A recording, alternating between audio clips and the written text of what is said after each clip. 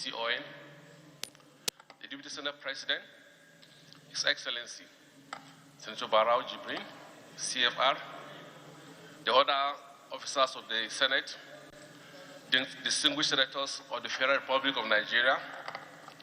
Let me recognize in specific my senators.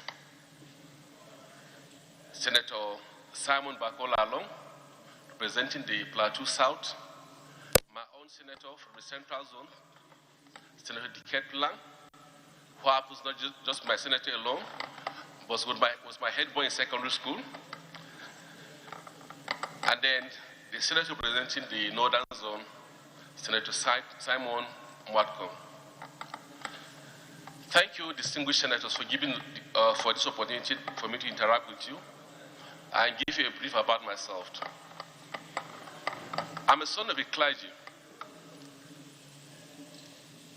I was born to late Reverend Toma Yilwatda in a community, little village called Dungun in Kanke local government of Plateau State. Because of my father's profession, we travel across many states. We live in Bauchi State. I spent some time in Yobe and Borno State with my father. So I did my primary school across different states, but tidy up the school in Plateau State in primary 6. Secondary school in Boys Secondary School, Gendry. My university in Makurdi. First degree. The university retained me as a lecturer in the university after graduation because I was among the best students. So I was retained by the university as a lecturer. My master's ATB Bauchi, my PhD at Suka, University of Nigeria, Suka. The university retained me as a lecturer in my 20s, but I had the opportunity of becoming a director in my early 30s in the university. And the minority leader, distinguished Senator Abamaru, I worked under him when he was chairman of the university governing council, when I was appointed a director in the university. I was director of ICT of the university. I automated the university in several platforms. I worked with the NUC on several programs, and my CV would tell you how much I've worked with international partners, development partners, and it gave me the opportunity also of working across the country. Working with UNICEF gave me the opportunity of working with all the field office in the South, South, and Southeast. I've gone all the local governments within those communities. I interacted with several other international bodies. But let me summarize it this way.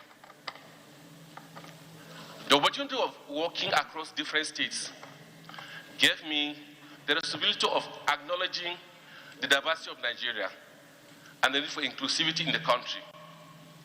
I work as in Yobe, where I spent most of my years.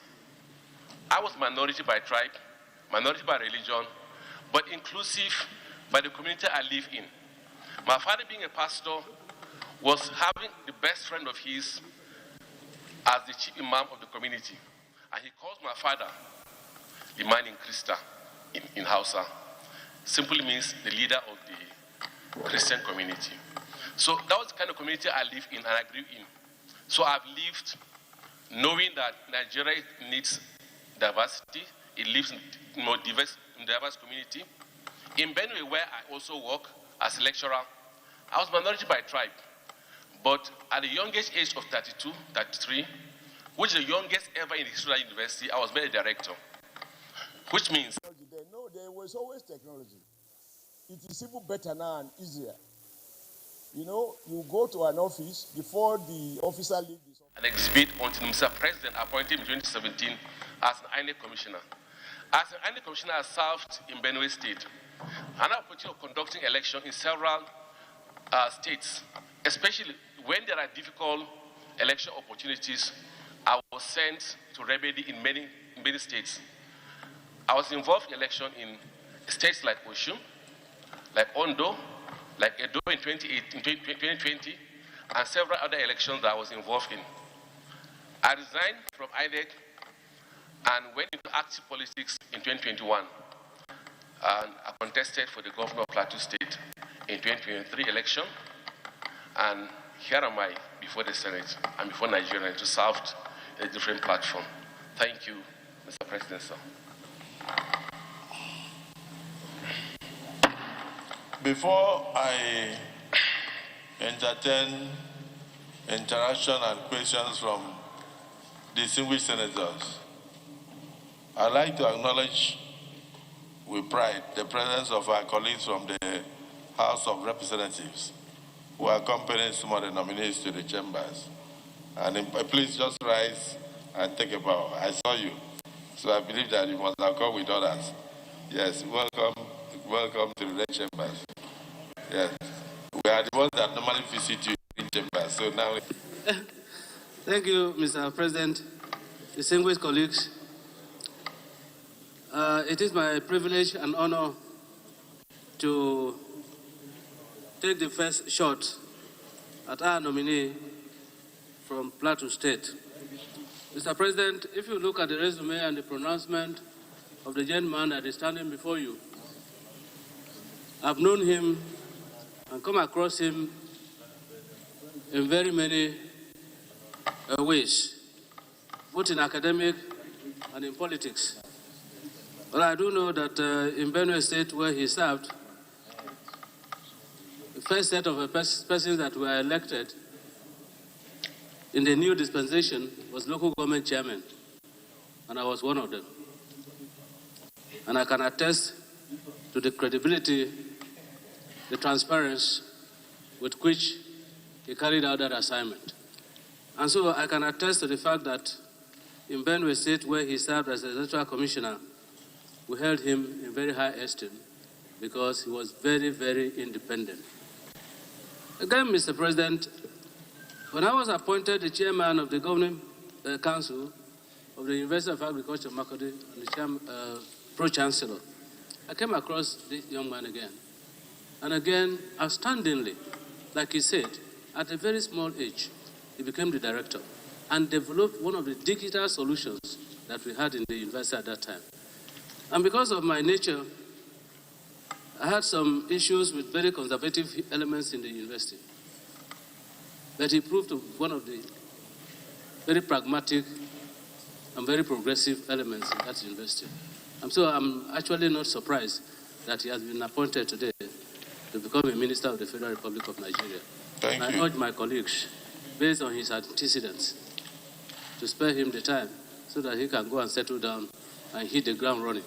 Thank you very much. So, in other words, you have no question for him. Senator Lalong. Senator Lalong. Yes. Abba Moro has no question. Do you have any question for him? My only, Mr. President, my name is Simon Lalong, representing the good people of Plateau South.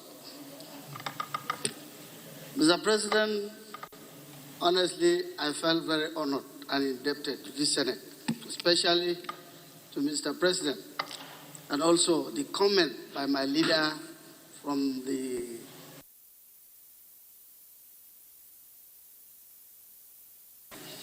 and became the candidate. He would have been the governor of Plateau State by now. But today, before the Senate, I recall that Mr. President did a lot of effort when I left to the Senate and the vacuum, and you also helped in persuading Mr. President to get a nomination for Plateau State. And this nomination, again, is no other person than the candidate that is here with his resume that is displayed. My own is on behalf of the good people of Plateau State. I don't want to stop because Dickett will want to speak.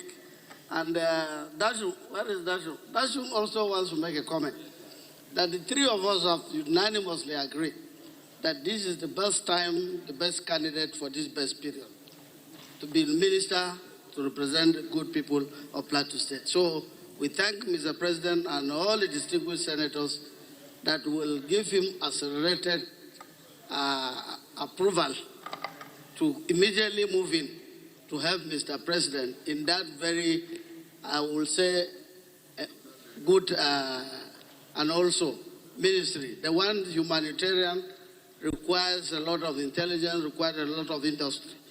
So I thank you, Mr. President, for this great opportunity and then the solidarity.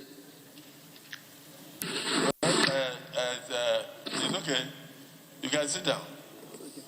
So, in other words, you have no question for the nominee.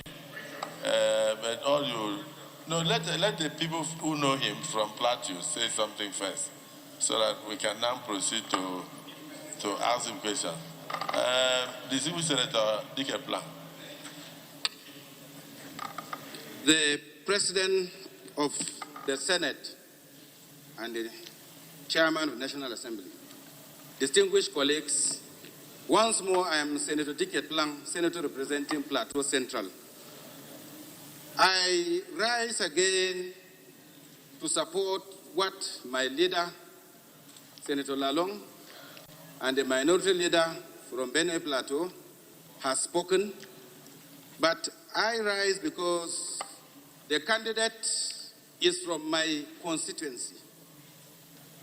I would add voice to what Senator Lalong has said in thanking Mr. President for the choice of Dr. Nentawe as minister representing the good people of Plateau State, and then desiring to send him to the committee, the Senate, the Ministry of Humanitarian Service and Poverty Alleviation. I see it as a round peg in a round hole. I know Nentawe, when we were young, went to the same secondary school with, and Nentawe does not change. He remains the original Nentawe we knew when we were small, despite all achievements he has made in life. He has been for the masses. In fact, in his work, we lean on him to get to the grassroots. And if today the president decides that he is sending to the Ministry of Humanitarian Service, I feel it's a round peg in a round hole, because that is a ministry that needs someone who is compassionate. Nentawe is compassionate. It's a ministry too that engulfs the entire country, and it needs a man with vision. Nentawe is visionary. It is a ministry that needs data analysis. Nentawe is data, and data is Nentawe. It's a ministry that needs someone who is healthy and strong. This man is healthy and strong. I thank Mr. President, and I thank my colleagues, because I know that by the time he is confirmed, I am sure that as senators representing Nigeria, the 109 constituency, will be pleased with this appointment.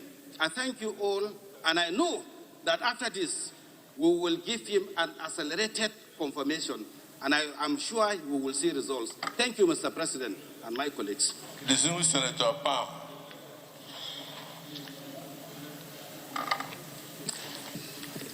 Thank you very much, Mr. President, for giving me this opportunity to speak on a very sensitive issue, particularly on a nominee that comes from my state. I am Senator Pam Konda, representing the glorious people of Plateau North. Though the nominee mistakenly make a wrong pronunciation of my name, I will forgive him because he has come here with a very good anxiety. My name is not Simon Watkon, but my name is Pam Konda. Sir, this young man, as I know him, to possess a very rich credentials. From a younger age, as the CV portrays, he is a professor of digital systems and an engineer par excellence. If you go through deeply, sir, distinguished colleagues, and look at his CV, his personal data is rich. And in page 2, you look at his consultancy services that cuts across all sectors of life. In page 5, his working experiences showcases that he started from the university and worked as an INEC commissioner. In page 8, his educational qualifications shows that he is a trained and a membership of various disciplines. And in page 9, He has 24 publications in Kitty. In page 12, his referees shows that he's a man of the people. Mr. President, we are very grateful to the President of the Federation. You have given Plateau State somebody that will work for the nation. And I'm happy because all of us here, having he spoken, we know that somebody has said something, and the position or the portfolio that has been assigned to, it's a place that requires serious people with serious minds, and he's qualified for this. And I'm asking my colleagues here, to give him an accelerated confirmation so that he can keep the ball rolling while he's been formally confirmed. Thank you very much. Okay, now we are through with the honors of the minister. We are now going to the fireworks. Is there anybody that has a question for the nominee? That's where it should be. Let's start from the majority party. Let's start from the right-hand side. Let's start from let's start. I'll give an opportunity to all my bosses. Let's start from my first boss, Senator Sadiq. Thank you very much, Mr. President. As chair, my distinguished colleagues, I am Sadiq Suleiman Umar. I represent Kwara North. Professor Nentawe, well, your CV spoke clearly, and you also represent yourself. And we heard from your head boy, you've been very consistent since you are young. And luckily, I think I've met you too, and I think you are a gentleman, smart, and humble. However, you are going to the humanitarian ministry. As of today, the data is that 40% of Nigerians are living below poverty. And it's also worse than that. When you look at multidimensional poverty index, about 63% are also below that index. Thank God you are an engineer, ICT savvy, but you are aware that for years, subsequent governments have spent billions of naira to alleviate poverty. Billions and billions. The challenge has always been, how will this money get to those intended without getting it lost? Will you tell us how you are going to use your experience to make sure that federal government money that will be under your care in the ministry will get to the people that need it? Thank you. Okay. So just write down the question. This other one is that it just asks you how the federal government money will reach the most vulnerable and the poorest of the poor in our society. Distinguished Senator Shehu Buba. Yeah, thank you, Mr. President, for recognizing me.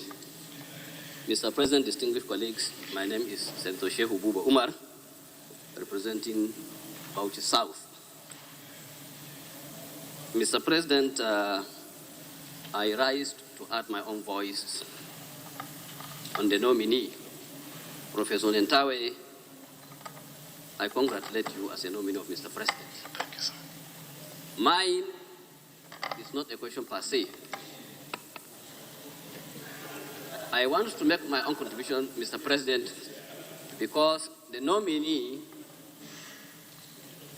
he is coming from Plateau State, Panchim local government, to be specific, and we are sharing borders. We are neighbors. My own constituent, Bauchi South, and we have a lot in common. Mr. President, distinguished colleagues, I know the nominee for over 25 years. He was born in Plateau State, but I can tell you he was brought up in Bauchi State. I know him as a detribalized Nigerian, down to earth, and a very respected personality. I believe, Mr. President, have gotten the right choice for this position. I am standing to support the confirmation of the nominee. I therefore aligned my own position with the position of the distinguished three senators from Plateau State, Senator Lalong, Ticket Plank, and my brother, Senator Markov, for calling on my distinguished colleagues to fasten the confirmation of this gentleman. I therefore call on my colleagues to support the nominee of Mr. Nentawe. Thank you very much, sir. Well, the distinguished Senator Sheikh Buba Omar, I actually wanted us to go into questions. So if anybody has no question, there will be no need to speak. Distinguished Senator Ndume, you may wish to ask your question.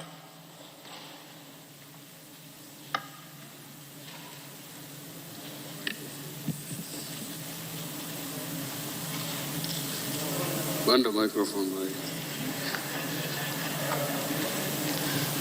Mr. President, distinguished colleagues, and the nominee, I would like to start by congratulating you. You are I think, the third minister to be nominated. The first one was a lady. The second one also was a lady. And as far as it is now, your ministry is the most important, because 70% or 60% of Nigerians are living below poverty level. And the federal government deliberately have been making effort, allocating huge sums of money to address the humanitarian crisis. And you are also coming at a time when the whole world organizations that are in charge of humanitarian issues are concerned about the escalating humanitarian crisis in the country. And this is not because the government is not doing anything, but because it is not getting down to those that are affected.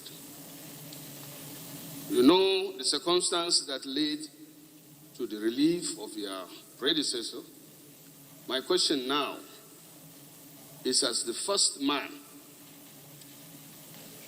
to be appointed to that ministry, what will you do as a case of emergency to make sure that the humanitarian crisis we are facing, we are likely to face more, should be done? Unfortunately, you are ICT persons.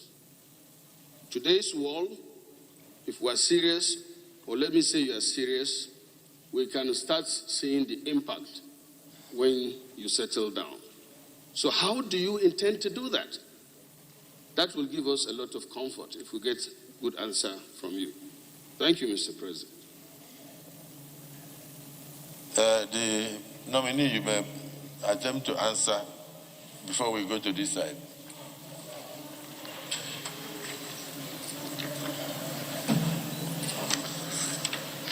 Thank you, Mr. President. Let me start with a question from Senator Sadiq Suleiman from Kwara.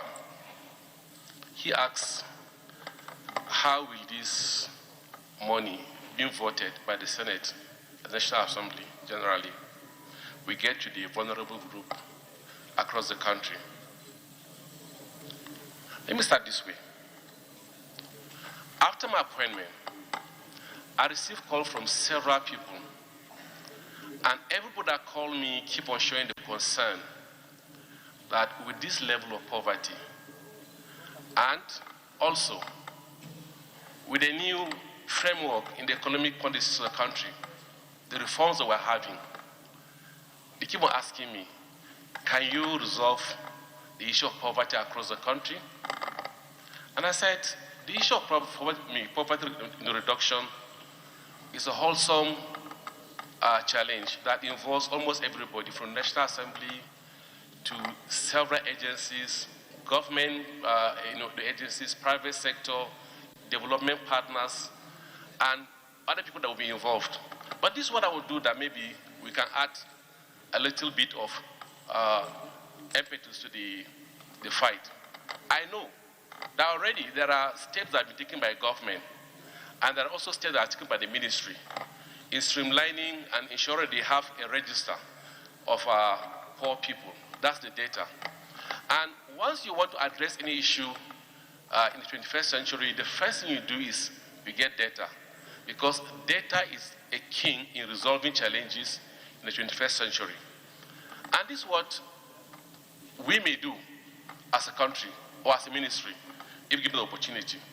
First is to work with agencies that we need the data from them. And the first thing we need to do is, if given the opportunity, because while in INEC, we work with the National Population Commission in getting the geospatial data of Nigeria.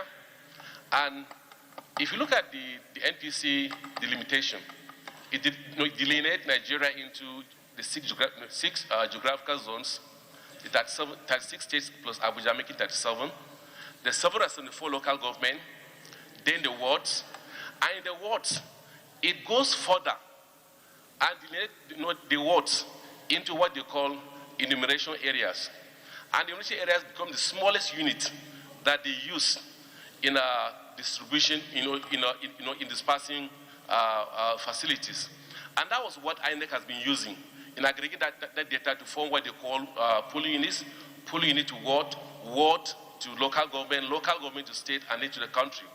And the same thing that we must do in poverty alleviation, because you must get the map of the country from National Population Commission, get enumeration areas across all wards, and then you get the geospatial data of poor people distributed across the country.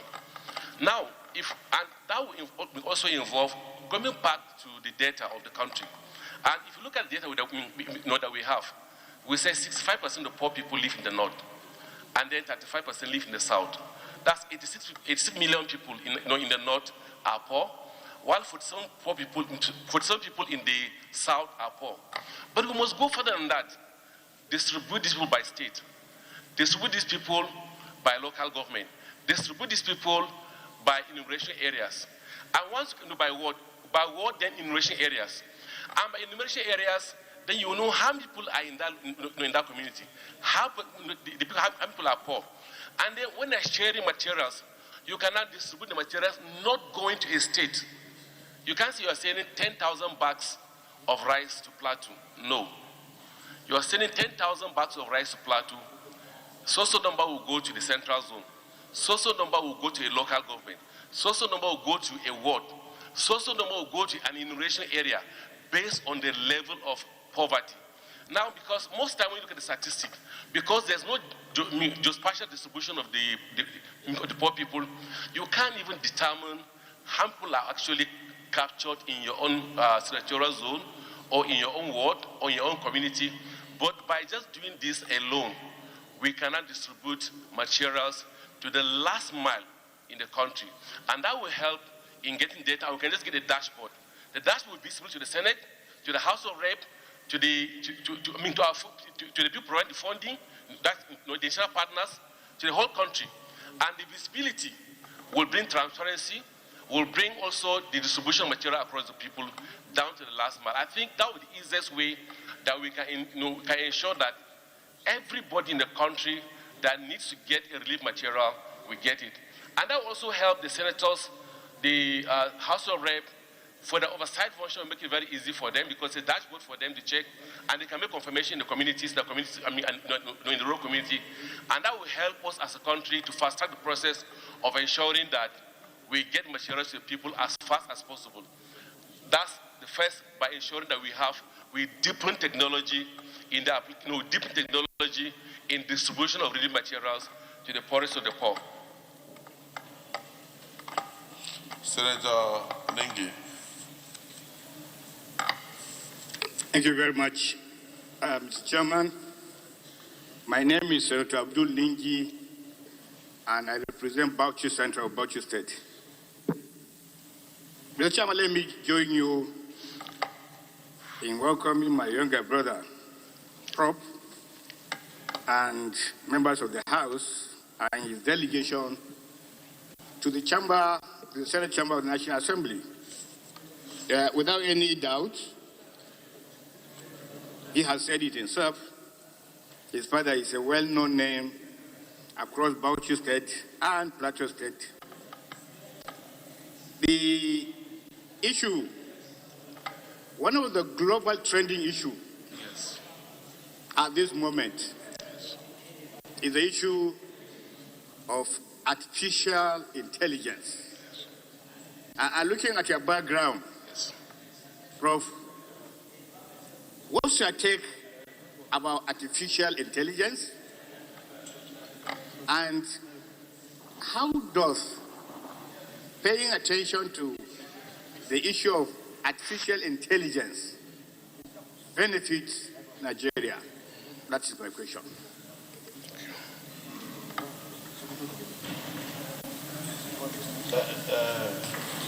Distinguished colleagues, the most important thing is for us to determine the suitability of this candidate to be a minister of the Federal Republic of Nigeria. And even from all the comments, and if he's here to lecture us, we may not finish today. Is it the view of the Senate that if you're allowed to take a power and go, those in support say aye, those against say nay. The ayes have it. Prof, you may take a power.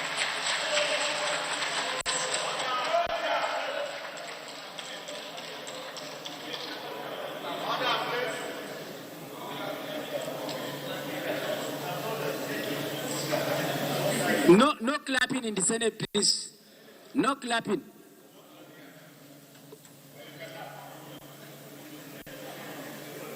Clap, but no clap. No clapping.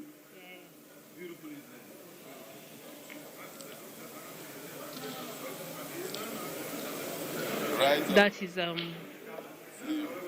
Nentawe Yilwatda, the Minister Designate for Humanitarian Affairs and Poverty Alleviation, just done with the screening by the Senate, and he's been asked to take a bow and go. So the Senate President is going to call for the next ministerial nominee, and the next person we have on the list is Muhammad Megari Dingyadi. Call the next nominee.